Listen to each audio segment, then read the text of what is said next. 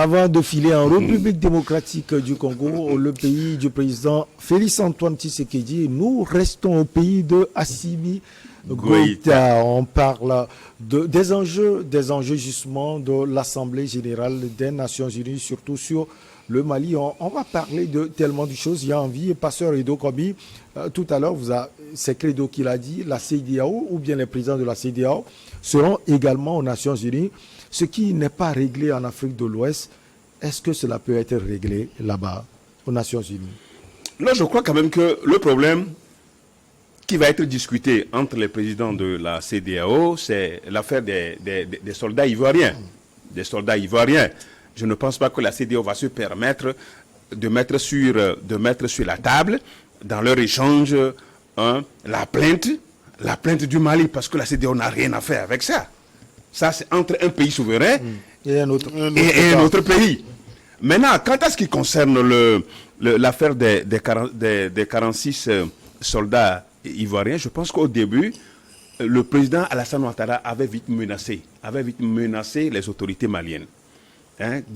Et il leur donnait tellement de l'ordre. Il y avait tellement des injonctions, comme si le régime du Mali, le pouvoir du Mali était les enfants, les garçons de course de Ouattara. Ce n'est pas normal. Il parlait à des gens, un pays aussi souverain. Le Mali, c'est un pays souverain. Il estime avoir été violé dans une certaine organisation de son territoire. Et ça, il fallait que le ton avait changé quand la Côte d'Ivoire commençait par reconnaître les défaillances dans son dispositif, les manquements qu'il y a eu. Mais la Côte d'Ivoire, ce n'est pas un petit pays. Ne peut pas se permettre de faire ces erreurs quand vous déployez un contingent dans le cadre de MINUSMA. La Côte d'Ivoire n'est pas à son premier essai. La Côte d'Ivoire n'est pas à son premier essai pour se permettre ce genre d'erreurs, ce genre de fautes. Voilà un peu là où il y a les zones d'ombre par rapport à ce groupe de 49 militaires qui constituent des forces spéciales. Des forces spéciales qui sont sous le contrôle du président ivoirien. Bon, donc aujourd'hui, au niveau c'est parce que les chefs d'État se retrouvent tous presque à New York qu'ils ont voulu se retrouver pour parler un peu de ce sujet. Et donc, c'est un dossier diplomatique entre deux pays. D'ailleurs, pourquoi pas pour dire judiciaire? Parce qu'on estime qu'il y a des délits. Il y a des délits, et donc ça rentre dans le cas judiciaire, qui doit être traité de manière judiciaire, et pas au niveau de la CEDEAO. Mais si la CEDEAO estime qu'elle a quelque chose à dire, bon, elle va le dire et le gouvernement malien va répliquer. Maintenant, par rapport à la situation, la plainte dont Credo parlait tout à l'heure, je crois que le gouvernement malien ne peut pas se lever. L'équipe gouvernementale du Mali, avec les gens, ces officiers, ces jeunes qui maîtrisent le sujet, ne peut pas se lever et accuser la France. Et quand nous sommes habitués, le gouvernement de Macron nous a habitués à des répliques. Vous l'avez vu, surtout avec son ex-ministre des Affaires étrangères, d'ailleurs, qui est sous le coup pas de condamnation, mais qui a un dossier judiciaire avec le Mali. On l'a invité, on l'a convoqué, il a peur. Il a peur de venir. J'espère qu'il allait venir. Il a peur de venir. Mais en principe, ils ont la force, c'est un Français. Mais ils ont tous les éléments, ils pourraient venir s'expliquer devant le tribunal malien. Il l'a pas fait. Et donc, du coup, c'est dire aujourd'hui que si la France ne se reprochait de rien, je crois qu'il n'allait pas déléguer personnellement le président Macky Sall. Est-ce que c'est confirmé? Je vais poser la question. Non, mais c'est bien sûr. C'est la France qui a dépêché le président Macky Sall. C'est confirmé. Quels sont les éléments que Macky Sall avait pour venir dire? Macky Sall, le Sénégal, c'est un pays frère du Mali, pasteur. Oui, il était justement il est allé en tant que président en exercice de l'Union africaine. Mais c'est parce que la France a voulu. Non, c'est parce que la France l'a voulu. Et ça, je ne pense à personne pour que le Mali puisse aller retirer la plainte. Justement, que ça se règle entre les deux pays. Je crois que les relations aussi avec. Non, je voudrais rebondir. sur le cas le déplacement du président sénégalais.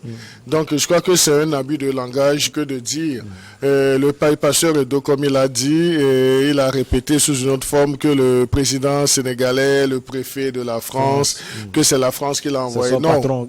Que la France, c'est son patron. Donc, non, je crois qu'il faudrait qu'on évite certaines affirmations parce que on ne peut pas prouver cela. Et le président, heureusement que dans sa chute, tout de suite, il a reconnu son statut de président en exercice de l'Union africaine. Et en tant que président en exercice de l'Union africaine, il peut prendre les problèmes des pays africains à bras le corps, ou bien il doit même s'investir pour qu'on trouve des approches de solutions qui arrangent toutes les parties. Et moi, je crois que pour aller négocier le blé. Non, il n'était pas parti en tant qu'individu, ni président du Sénégal, mais également avec son statut de l'Union africaine. Et là, le déplacement n'est pas une mauvaise chose en soi. Donc il est parti, donc il a fait entendre la voix de l'Afrique ou bien de l'institution de l'Afrique aussi. Ça également, c'est une bonne chose. Donc l'Afrique n'est pas en dehors du monde, donc l'Afrique ne peut pas s'isoler. Donc il a fait entendre également la voix de l'Afrique. Ça, c'est une bonne chose. Maintenant, on peut accepter certaines choses lorsque on veut s'investir dans l'humour, dans le comique, mais ce sont des choses qu'il faut dire, qu'il faut dire entre les coulisses et ne pas le dire sur le plateau, parce que il nous serait difficile aujourd'hui de prouver ce genre de choses. Mais je comprends le pasteur Edo Komi en tant qu'acteur de la société civile. Ils sont parfois tellement volubiles qu'ils veulent seulement piquer, donc ils ont des adjectifs là pour faire de donc ça je lui concède cela. Je lui concède cela pour dire que en fait, ça peut piquer sans les éléments aussi quand il dit que le Mali ou bien les autorités ne peuvent pas se lever. Si on veut aller au fond du débat, qu'est-ce qui justifie?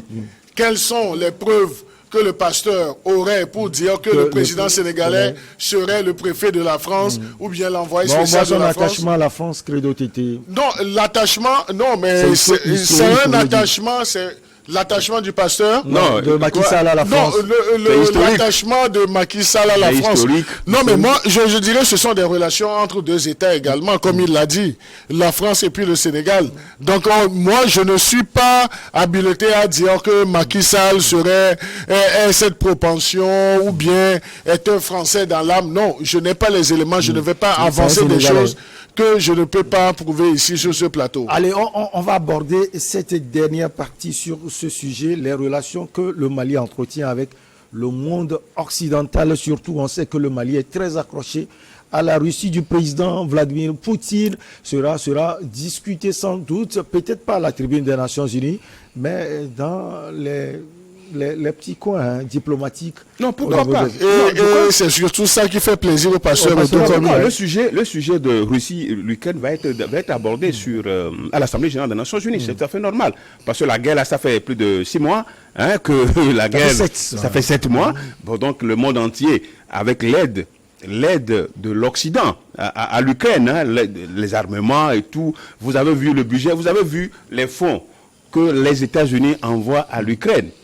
Il y a des pays africains qui avaient ce genre de problème. On n'a jamais aidé les pays africains. Et quand vous voyez même les réfugiés ukrainiens, comment ils intègrent la société française de manière très facile. Il n'y a même pas des trucs à remplir comme si chez nous... Parce que ce sont des blancs, nous sommes des noirs. Vous voyez le monde, non, ils sont des blancs, nous sommes des noirs. Et donc il faut nous traiter autrement. Donc vous comprenez que il nous faut nous-mêmes, nous avons besoin de notre propre identité. On doit se réinventer. On doit se réinventer. Et je le dis souvent, ce n'est pas parce que nous ne voulons pas que l'Afrique quitte la domination française pour tomber dans la mer d'une autre domination. Ce n'est pas ce que nous sommes en train de dire. Mais je le répète encore, pour nous aujourd'hui, nous sommes dans une période transitoire. L'Afrique est dans une période transitoire. Parce que voulant coûte que coûte en découdre avec la France, c'est-à-dire finir, couper le cordon ombilical avec la France et se réinventer, mais il y a un vide que nous sommes en train de voir. Et le vide sécuritaire le problème sécuritaire qui se pose dans la Russie est là, dans ces quelques pays. Où il faut quand même il faut de l'aide d'un autre partenaire. Parce que traditionnellement, la France ne nous a pas trop aidés La France vient avec ses experts, avec ses équipements et ne l'offre pas à nos armées pour que nos armées puissent pouvoir se défendre. Donc, c'est dire que aujourd'hui, la période transitoire là a besoin d'un autre partenaire. C'est pourquoi les amis de l'Afrique, les autres amis de la France, que ce soit la Russie, que ce soit la Turquie, que ce soit la Chine, on leur tend la main pour pouvoir nous accompagner dans cette transition. Mais nous devons être encore plus éveillés pour ne pas vendre le voleur pour acheter le sorcier. Et c'est ça la crainte pour les générations à venir. Credo Tété, les relations que le Mali a actuellement avec la Russie, ces relations seront aussi discutées. Non, mais moi, je ne vois même pas l'intérêt. Le Mali est libre d'avoir des relations avec les pays et les États qu'il veut. Donc, on ne va pas accuser, faire le procès au Mali parce que le Mali choisi un autre partenaire. Oui, d'avoir choisi la Russie. Donc, le Mali peut choisir un autre pays que la Russie. Mais ce que la France n'aime pas, vous avez écouté ses sorties en Turquie, tout ça là où il dit que la diplomatie, que ce soit la Turquie, la Chine et un autre, la Turquie et la Russie, qui sont des pays qui vilipendent à travers les réseaux sociaux le sentiment anti-français. Là, je ne voudrais pas aller sur ce terrain, mais ce que je voudrais dire, ça c'est une information. Ce que je voudrais dire, c'est tu n'as pas écouté ça? Non, c'est une information que vous relayez. Il y a des éléments comme le Mali a des éléments contre la France. C'est une information que vous relayez encore. La Turquie, la Donc Russie, là, c'était une déclaration ouverte, hein? Non, c'est une déclaration ouverte, mais dans le cadre de cette émission, vous donnez une information. Ouais. Vous voulez être cette lumière-là. Donc nous souhaitons que cette lumière puisse éclairer un tant soit peu l'obscurité.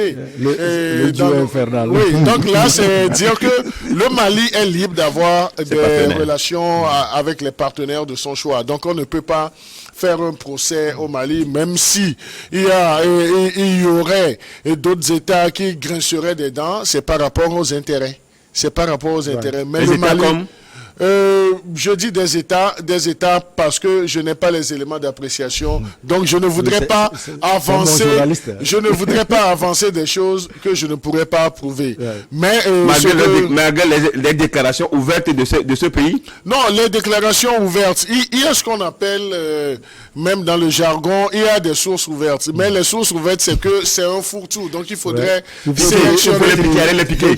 Non seulement les piquer, mais avoir des éléments qu'on pourra d'appréciation, qu'on pourra vérifier. Donc là, en bref, en résumé, le Mali, on ne peut jamais interdire au Mali de nouer des partenariats avec d'autres États. Donc il faut le dire à la France. Non, mais moi, je ne serai pas cet émissaire envoyé par la France. Je n'ai même pas les potentialités. Mais je crois que développant un sentiment anti-français, votre voix est plus aisée pour faire monter, disons, la mayonnaise.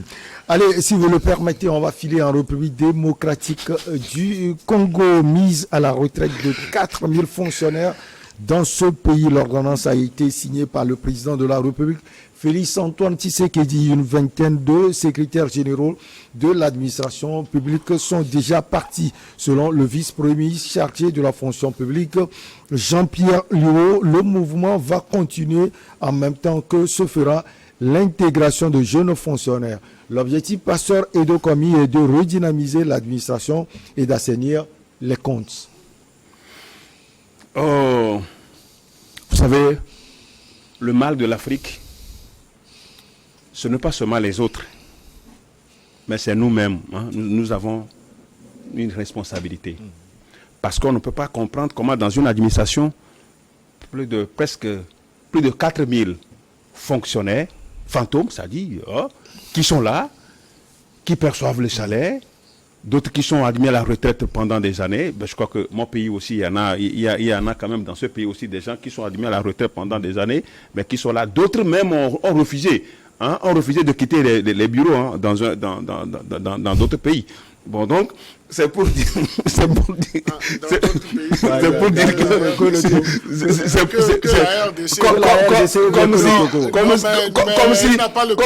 comme si les bureaux administratifs c'est leur propriété, hein, c'est leur propriété. Non mais ça se passe dans quel pays, pasteur? C'est dommage. Non mais la RDC,